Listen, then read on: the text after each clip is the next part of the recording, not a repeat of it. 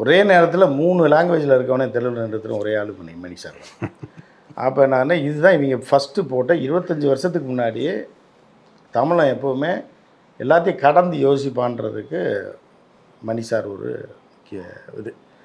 ஏன்னா அன்னைக்கே pan India யோசிச்சிருக்காரு பாருங்க, முடியல. அதில் பேன் இண்டியாவில் பல பேர் பேன் இண்டியாவில் பல ப்ரொடியூசரை தெருவுக்கு அனுப்பின முதல் ஆள் யாருன்னா தலைவன் தான். புரியுதா உங்களுக்கு?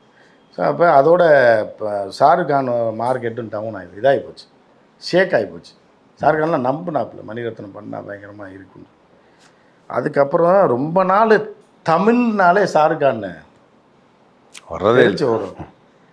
தமிழ் போர்டை பார்த்தா கூட இந்த பக்கம் அடுத்து வண்டி விடாதான்ற ரேஞ்சுக்கு போயிட்டான்.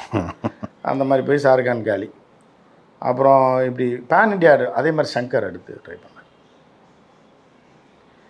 சங்கர் ட்ரைவ் பண்ணி என்னென்னா ஹிந்தி ரொம்ப நாள் கழிச்சு திருப்பியும் அந்த ஜென்ரேஷன் ஏமாந்தவங்க விட்டுட்டாங்களா, அடுத்த ஜென்ரேஷன் வராங்க.